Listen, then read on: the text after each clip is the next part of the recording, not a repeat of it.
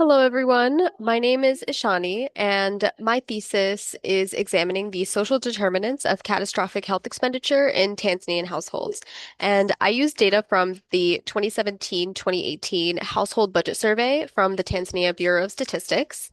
I would also like to thank my committee members, Dr. McFarland and Dr. Lavery, for their guidance throughout this project.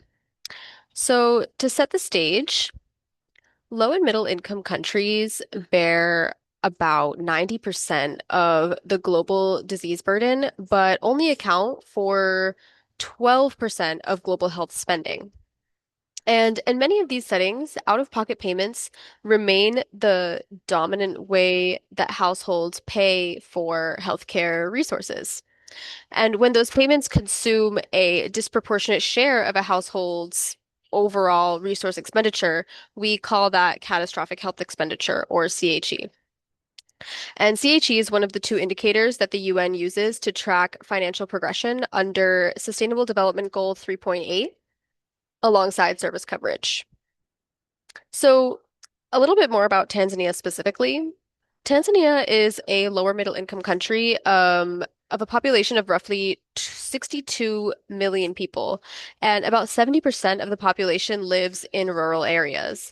And at the time of data collection, only about a third of the population had any form of health insurance, whether it was public or private.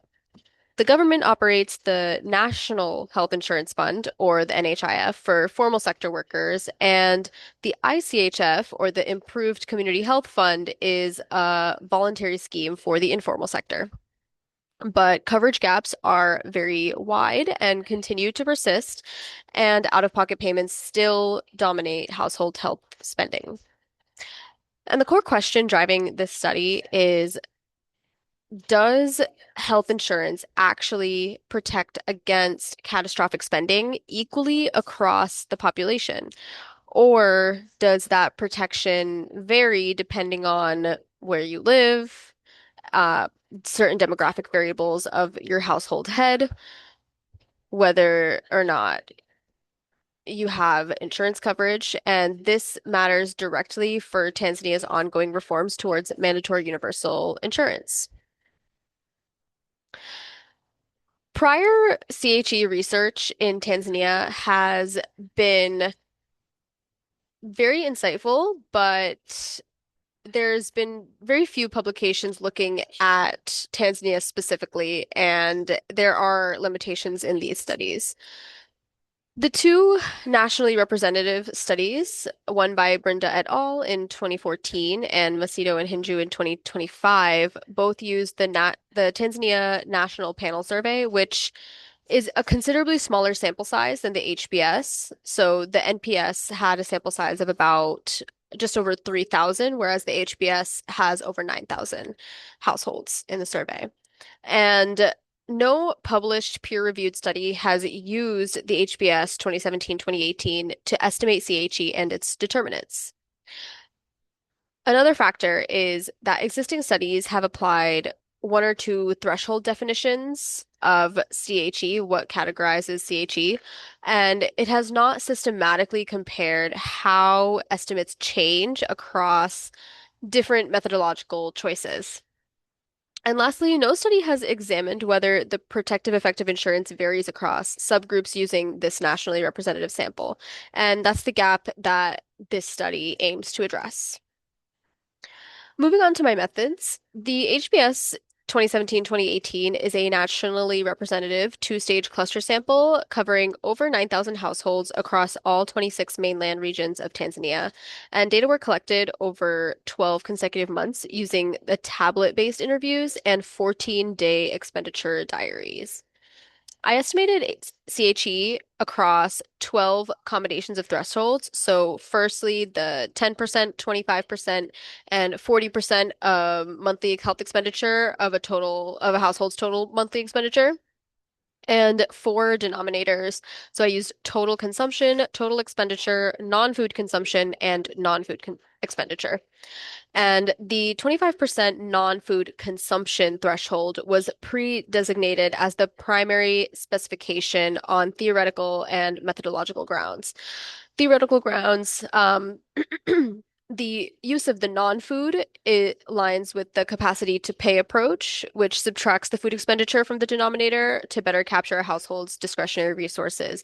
And I chose to use the 25% because of the rare event nature of CHE incidents, which allowed for more distribution of the binary incidence of CHE in a household, which allowed the logistic regression analysis to detect a difference there. And the covariate selection was guided by the Anderson behavioral model, which organizes determinants into predisposing, enabling, and need factors. So predisposing factors were age, sex, education. Enabling factors were insurance, poverty, and geographic location. And need factors would have been more clinical variables, but unfortunately, they could not be included in this study because the clinical variables in HBS were less comprehensive compared to the expenditure variables. So I ran a survey weighted logistic regressions on the full sample and then stratified by household head age and by location. And age was separated by under 60 versus 60 and above, and location type was rural versus urban. So in my results, at the primary 25% non-food consumption threshold, the national CHE incidence was 3.04%. And this breaks down to 3.30% in rural areas versus 2.57% in urban areas.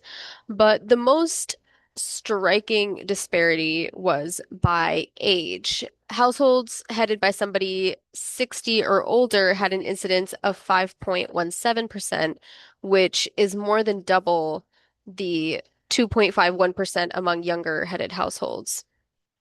And an important contribution of this study is showing how sensitive that these estimates are to the methodology. So across all 12 threshold denominator combinations, CHE incidence ranged from 0.15% to nearly 20%. And the same households, the same survey, the only thing that changed was the analytical definition. And this has direct implications for SDG monitoring because Tanzania's progress towards financial protection targets will look very different depending on which definition is applied.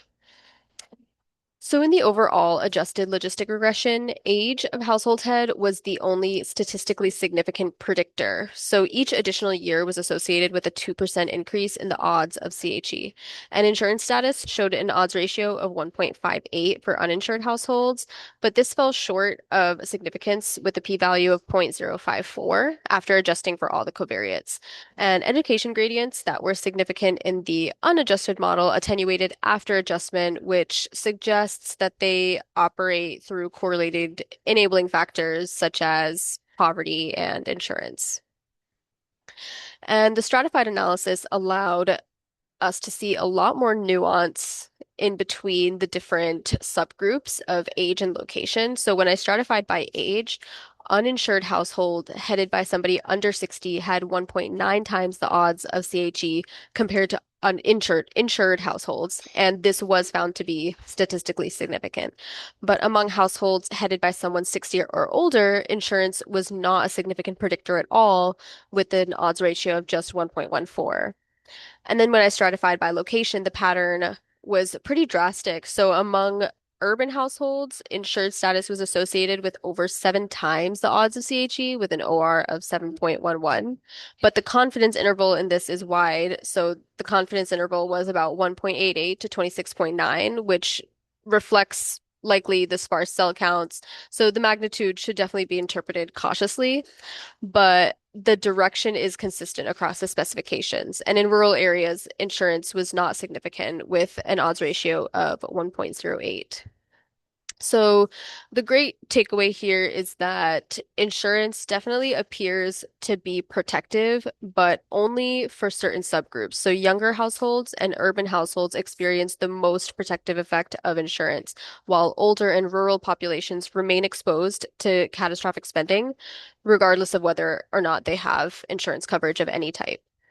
So in order to test the robustness of these results, I ran the same models using three alternative specifications. I looked at the 10% total consumption, 10% total expenditure, and 25% total expenditure. So across all nine alternative models, the point estimate for uninsured status consistently exceeded one. So the direction of the association is stable. And then the age differential pattern with insurance being significant for younger households but not older did replicate across both expenditure-based specifications. And then the 10% expenditure specification actually produced the strongest and most consistently significant results, while the consumption-based denominator produced uniformly non-significant insurance associations. And this definitely reinforces that denominator choice and how that materially affects the conclusions about financial protection. So, there are several mechanisms that are plausible to explain why insurance might fail to protect older and rural households. And firstly, Tanzania's improved community health fund benefit package excludes most non-communicable disease treatments and essential medicines that are frequently out of stock at public pharmacies or health facilities. So even insured households end up paying out of pocket for conditions the scheme doesn't cover.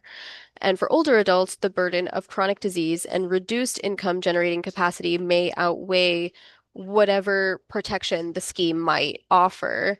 And Tanzania doesn't have an exemption policy for elderly patients at public facilities, which may also blunt the marginal effect of insurance in that group.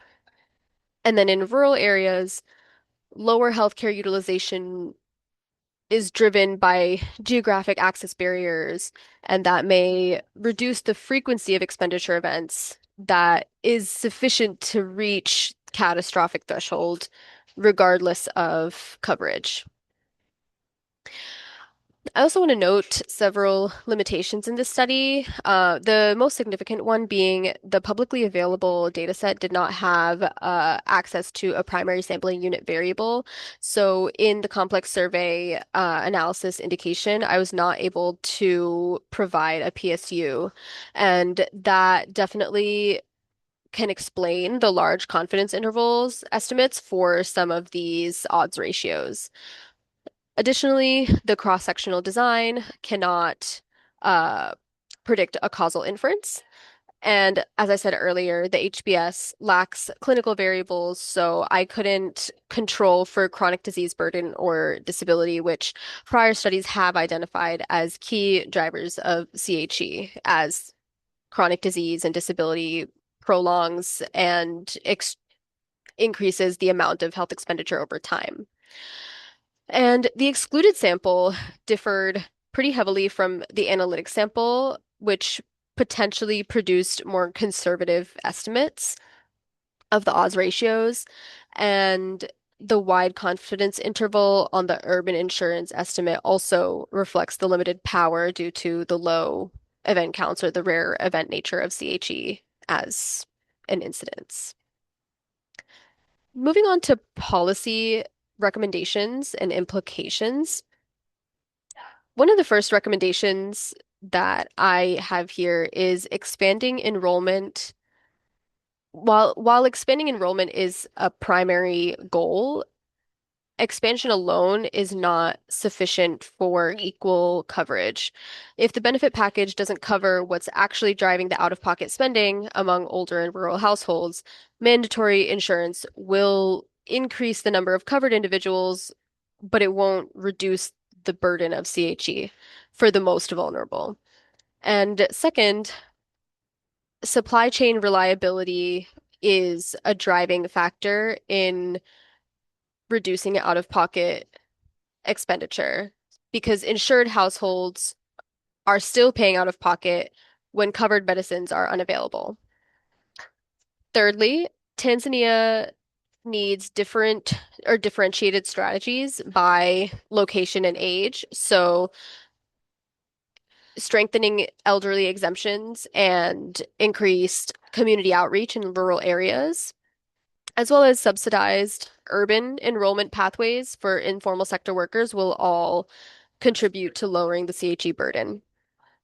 And lastly, CHE as a measurement for SDG monitoring should aim to use more pre-specified or more standardized or consistently applied definitions across the survey waves to enable valid trend analysis as the monitoring progresses so that the nation can correctly and consistently monitor how these insurance reforms are affecting CHE burden.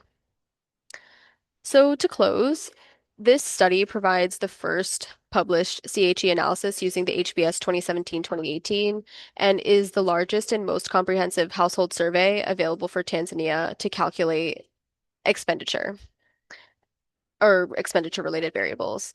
And the central finding is that insurance coverage does appear to have or confer meaningful financial protection for households, but the protection is concentrated among younger and urban households. Older adults and rural populations remain pretty exposed regardless of insurance status. So, as Tanzania moves towards their mandatory universal insurance scheme, the design of the benefit package, the reliability of the supply, of the medical supply and the supply chain, and then the enforcement of age-based exemptions will determine whether expanded coverage can translate into financial protection in practice. So thank you so much for listening, and please feel free to contact me with any questions or comments. I look forward to hearing your feedback. Thank you.